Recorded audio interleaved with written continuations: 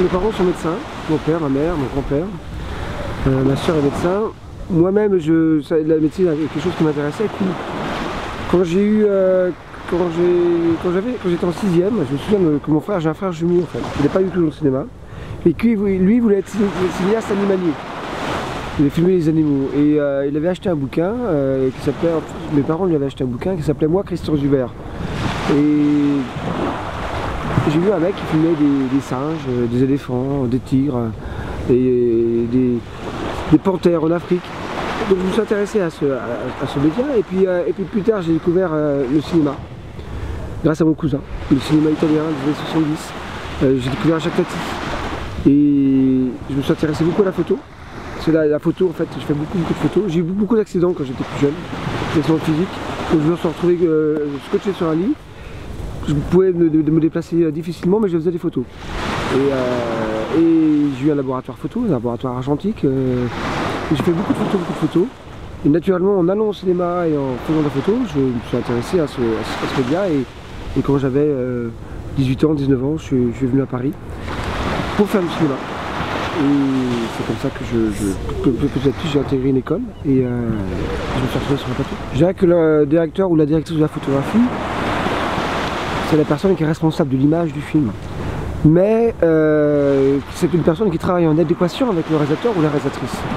Et donc d'abord c'est prendre connaissance du scénario, ensuite c'est travailler en amont avec l'auteur, le réalisateur ou la réalisatrice et définir ensemble l'image que vous faites pour le film. Une belle image, ça ne veut rien dire. Pour moi une belle image, je ne sais pas ce que c'est qu'une belle image. L'image que vous faites là peut-être est belle, parce que derrière vous avez la Méditerranée et les bateaux. Mais une belle image pour un film, c'est l'image, à mon avis, en tout cas pour moi, qui correspond au film.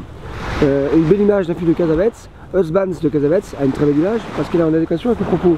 Si l'image tire la couverture à elle, si on remarque l'image sur un film, c'est qu'à mon sens un problème. Si le spectateur sort d'un film en disant « ouais, l'image était super », on peut penser qu'il s'est fait chier un petit peu quand même. S'il ne remarque pas l'image, c'est bon aussi. Alors évidemment, l'idéal c'est d'arriver à avoir un chef-d'œuvre comme Manhattan par exemple de Woody Allen. Vous avez un très beau scénario, des acteurs formidables et une image incroyable. On ne fait pas tous les jours. Mais l'image d'un directeur photo, enfin un directeur photo se doit d'être au service du film qu'il fait. Nous sommes à wagon de première classe, comme un chef décorateur est à wagon de première classe, et comme un ingé-son, comme un chef costumier quand il s'agit d'un film d'époque. Mais voilà, en France, le directeur photo souvent cumule, ce qui est mon cas, le cadre et la lumière. En Angleterre, aux États-Unis, c'est moins fréquent. Et donc en France, on cumule le cadre et la lumière et on a un regard un petit peu d'aigle sur la photographie du film, sur les costumes, sur le maquillage, sur les décors. Donc voilà, on est responsable de l'image du film. Je suis à Cannes aujourd'hui avec un film que j'ai réalisé avec un journaliste. J'ai aussi fait la photographie du film. Alors, il se trouve que quand les choses que je réalise, je fais la photo en même temps. Parce que quand on les remonte, en 2003, qui est un long métrage de fiction, et j'étais aussi directeur de la photographie.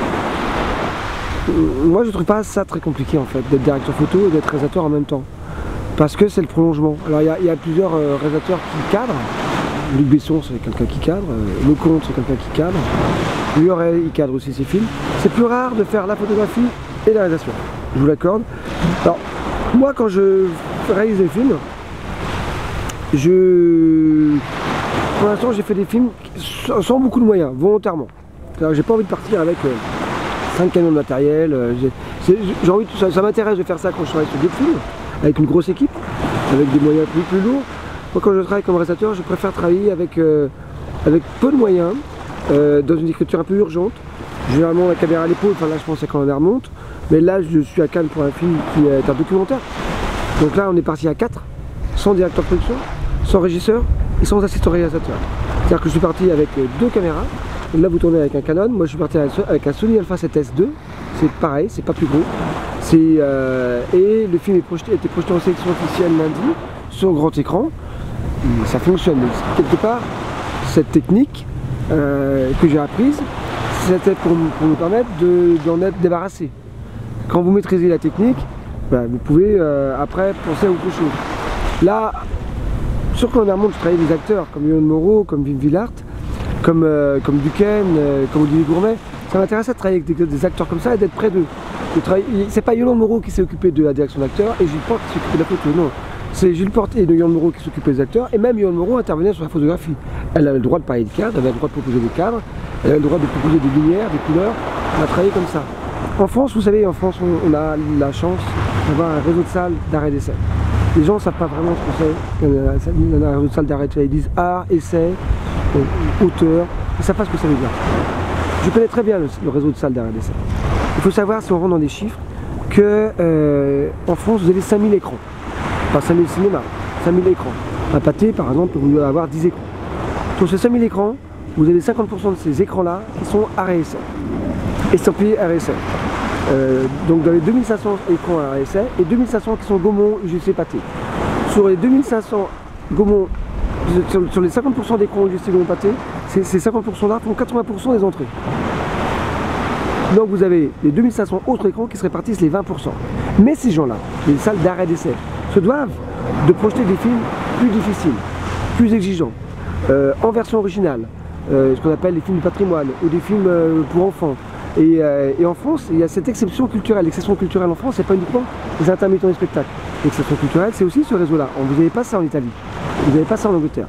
En Belgique, il y a quelques salles. Et donc, ça permet à des films d'exister. Nous, quand on les remonte, on a été sauvés par ces salles d'arrêt d'essai.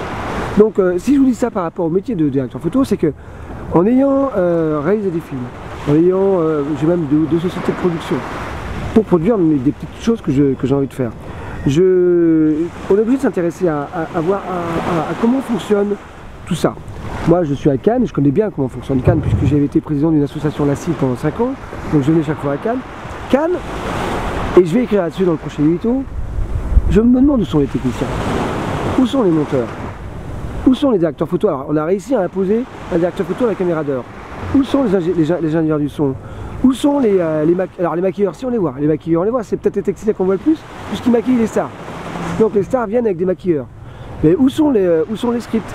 C'est-à-dire qu'à un moment donné, où sont les gens qui font les films? Alors on voit le business, on voit. Vous regardez les affiches qui sont ici, sur les balcons. Vous voyez, là, il y a les Star Wars hier, il y a les mecs qui font le business, il y a les producteurs, il y a les distributeurs, il y a les réalisateurs, il y a les acteurs, il y a les stars, il y a les bimbos qui accompagnent les stars. On a tout ça, mais il manque cruellement des tables rondes avec des techniciens, des tables rondes avec des lycéens, avec des étudiants. Il manque un truc pour qu'on parle peut-être plus de cinéma, plus de fabrication des films, plus d'ellipses. De showbiz, quoi.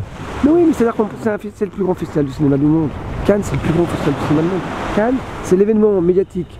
C'est le 3e événement médiatique au monde, après les Jeux Olympiques et la Coupe du Monde de football. Parlons de cinéma avec aussi ceux qui les font. Là, aussi avec, alors, il y a des gens qui résistent, hein, il y a des gens qui comme Pierre-William Glen par exemple, le directeur de la CST, que je vous conseille de rencontrer. Et je vous conseille de le rencontrer, de faire une interview de Pierre-William Glen, et en lui posant la question, Pierre, vous lui envoyez cette question d'ailleurs, c'est moi qui lui pose. Pierre, où sont les techniciens à Cannes? Je ne les vois pas. Où sont les techniciens? Où sont ceux qui font les films? Un scénario. Moi, il n'y a pas de minimum. Moi, le minimum, c'est un scénario. Je me fous de savoir si j'ai des projecteurs. Je me fous de savoir si je filme avec la Sony F65 ou un iPhone. On s'en branle. Je me fous de savoir si je tourne en Super 8. Je veux dire, quelle est l'histoire qu'on raconte? Quelle est l'histoire que tu veux raconter? Tu veux faire un scénario? Tu veux faire un court-métrage? Quelle histoire tu me racontes? Ok, je vais le lire. Pitch-le-moi d'abord. Ok, est-ce que je la comprends? Est-ce que je la comprends pas? J'aurais des questions à te poser ou pas par rapport à cette histoire. Je lis le scénario, je reviens avec toi. Quand tu donnes un scénario à un directeur photo, tu donnes ton scénario, il le lit, et c'est à lui de revenir vers toi avec des questions ou pas. Mais moi, quelle histoire on raconte? Et après? Mais après seulement, comment on la filme? C'est deux questions différentes. La première, c'est quelle histoire on raconte et comment on la filme. Et c'est pas comment on filme une histoire que tu vas me raconter. C'est marché à l'envers. C'est marché à l'envers.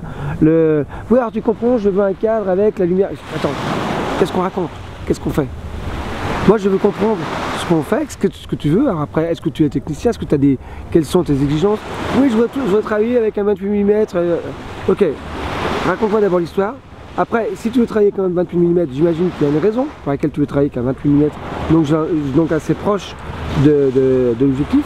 Il y a des raisons. Si tu préfères travailler avec un 28 mm plutôt qu'avec une longue focale, déjà tu sais ce que c'est qu'un 28 mm et une longue focale, ce qui n'est pas la majorité des réalisateurs. Et donc, c'est pour moi la chose la plus importante, la chose la plus fondamentale, c'est quelle histoire raconte. Un, deux, comment on la filme. Et ensuite, avec cette deuxième question, évidemment la troisième question, c'est quels sont les moyens que tu as. Parce que tu veux filmer ici avec un plan d'hélicoptère, tu vas me dire un drone maintenant, mais un plan de drone avec des acteurs qui viennent en hors-bord et ça nécessite un minimum de moyens, un minimum d'attention. Voilà, est-ce qu'on a les moyens de faire ça? Est-ce qu'on peut le faire différemment? Est-ce que les moyens que tu n'as pas, par exemple, te permettent de faire le film que tu veux? Parfois, je pense qu'il vaut mieux pas faire des films sans avoir les moyens que le film l'impose. Et parfois, je pense que le manque de moyens permet à des films de faire des choses beaucoup mieux.